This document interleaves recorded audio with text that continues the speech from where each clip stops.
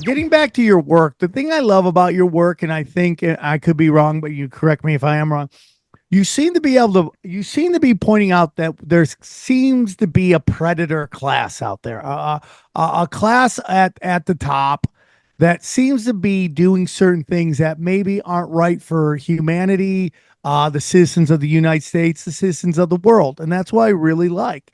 And get you, you just did one on Fruit Loops and all the cereals and all the stuff in there, and that why does Europe have a different group of ingredients in their food versus what Americans have? And I have my opinion, but I would love to hear your thoughts on the predator class and kind of like what your mission is with your videos.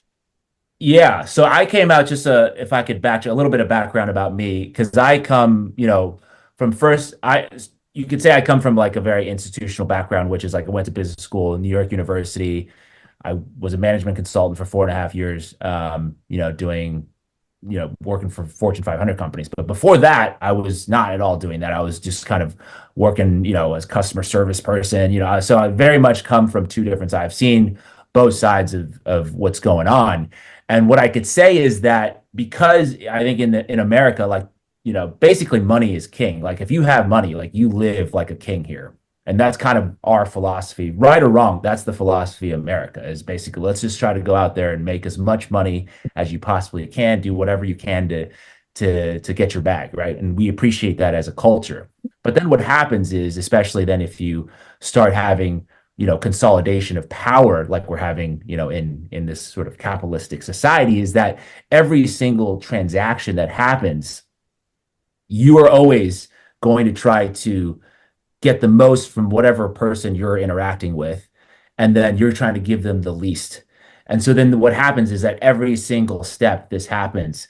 So then, it could be just as low as like you just working with your boss who's just a little bit higher than you, and they're being told by somebody else. And then your boss is always trying to get the most out of you by paying you the least amount possible. And it goes up the chain. And then now we have the society where it's now okay to, you know, put some, questionable ingredients in our food because the bottom line will be, zero point 0.3 percentage points better. And over, 10 years, that's $75 billion.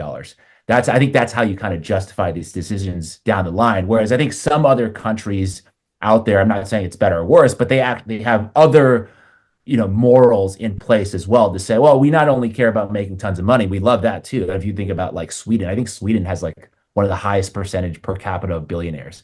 But we also have another moral where it's like, oh, we like, we care about community. That's another thing that we care about. We care about family. That's also important in our society. So then that's where you get the counterbalance of things where, we want to make as much money as possible, but we don't want to, to kill people. And here, I don't know if we have the same checks in place in America to Do you think that say, has to do with our population? And we're not as homogenized as some other places. Like when you talk about Sweden, they're mm, mostly Swedish, right? Like so, there's more of a tribal thing. When I'm assuming based on your hat, you live near San Diego. I could be wrong. Which we're not gonna give out where you live, but like California, the Southern Cal is so diverse. I love it. I love the diversity. There's a lot of people on the far right that like our diversity is our strength. They say it mockingly. But it really is. It is a beautiful thing that at any point you can go out and get any type of food, listen to any type of music. You can date any type of person. It's like a really beautiful thing. But there's also brings that kind of like divide and conquer and like mm. maybe that we aren't as cohesive due to this kind of push to divide and conquer that kind of makes it easier for some people to pull stuff off like that. Do you have any does that resonate with you at all?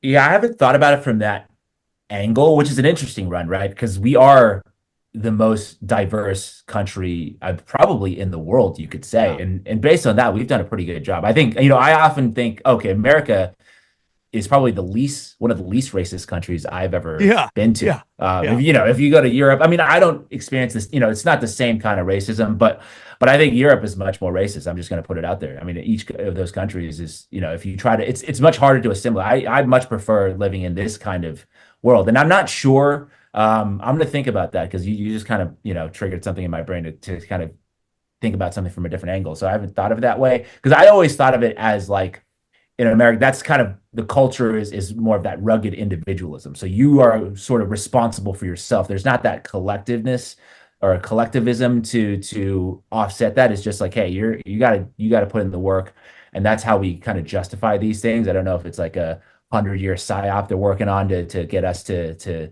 divide. But I also there's one phrase that kind of maybe it's tangential to this, so I'm just going to throw it out there. Is that like they say, diversity strengthens systems, but also even oppressive ones. So like the more diversity you have, you could actually reinforce an oppressive system, which is what I thought, before. Like if you think about America, we used to have a much more, it used to be only white people could oppress, right? That's the thing. And then for a while, or actually take it back further, only white men could oppress. You still had women who are disenfranchised. And then we brought women. Now women can also do some oppressing. And then now we got black people, Latino. They can also oppress nowadays too. So we've just expanded Yeah. the people who can Progress. oppress. Yeah, that's sort of progress, right? Yeah. I was gonna ask, is there any way that the Fruity Loops or those taste better in a weird kind of way that those ingredients make the food taste better? I mean, isn't it more It addicting? tastes different. Oh, If you go to Japan, the McDonald's tastes totally different than our McDonald's. it definitely tastes. I mean, yeah, I think there's nowhere else in the world in terms of like the food being as addictive and as tasty it is. I mean, Doritos or Fruit Loops, those are tasty things.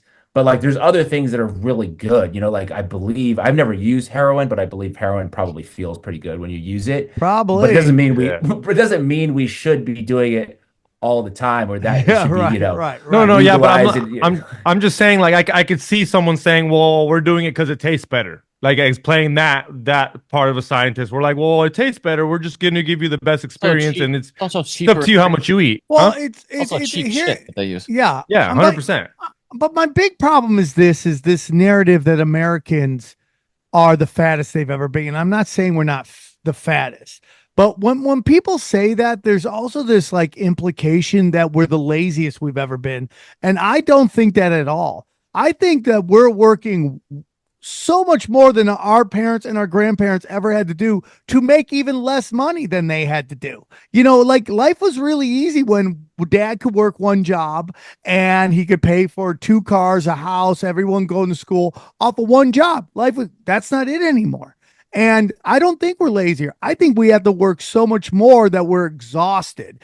And so this is you always see these man on the street videos where they're like, name me 5 states. And they're like, I don't know, and they're like, Americans are so stupid. I go, well, what if that's being done on purpose? What if they're saturating us in useless knowledge and they're making us so unhealthy that we can't pay attention to how our government really works. And how it really works is that I believe the Babylonian banker cabal is using our military as their own stormtroopers.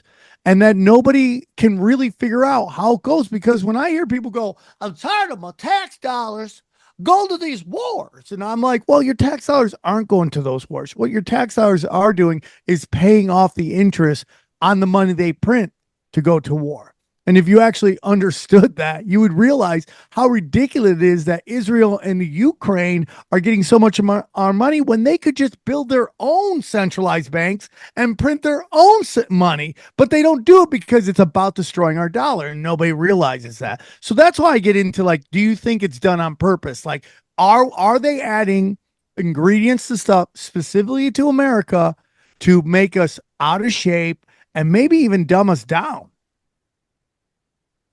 So I would say probably in terms of like at its core, I don't think there's anybody in an executive boardroom, and I've been in a couple of these who are saying we are going to try to make Americans sick. I don't think those words are being uttered. But what I do think is that there's just a misalignment of incentives where you have one group that, let's say the food makers, they want to make the food as addictive and as delicious as possible. And with that, there's some side effects around that where maybe you get more fat, maybe you screw up your metabolism, whatever that might be for your health.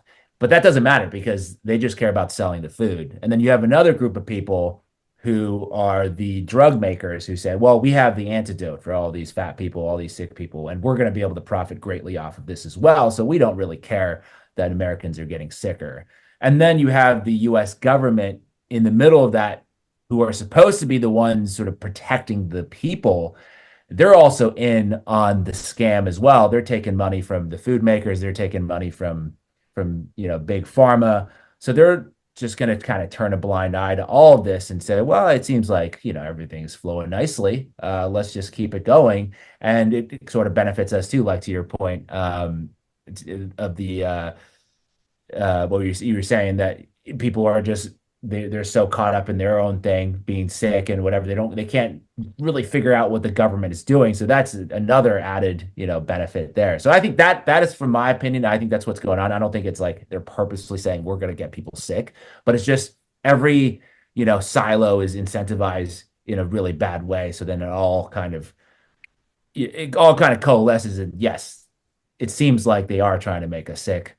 So directionally, I always say directionally, a lot of these conspiracies are correct, right? If you think about like the Maui situation, right? The fires in Maui, people are saying, oh, there's the space lasers coming in and they're doing a land grab, blah, blah, blah.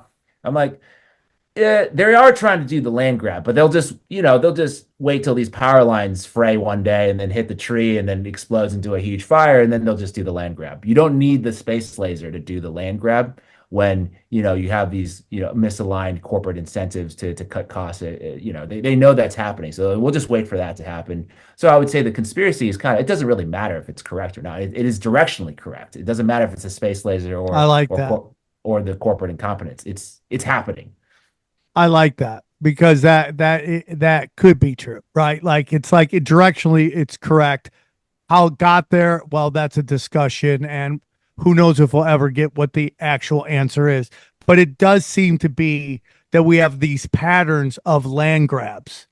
Whether it's Black Wall Street, Central Park in New York, Dodger Stadium, Paradise. You kind of like study like where the fires in California happen. Somehow they just fit where this high speed rail system goes, and you're like, that's a lot of coincidence. And if you're dealing with a predator class, do they really care who they hurt and all that stuff? Are they really above it? I mean, sometimes I think they're just above it. I mean, when we study Hillary Clinton, Dick Cheney, George Bush, without getting too deep into it, but like the numbers Hitler put up versus the numbers that George Bush Jr. put up, they're very similar.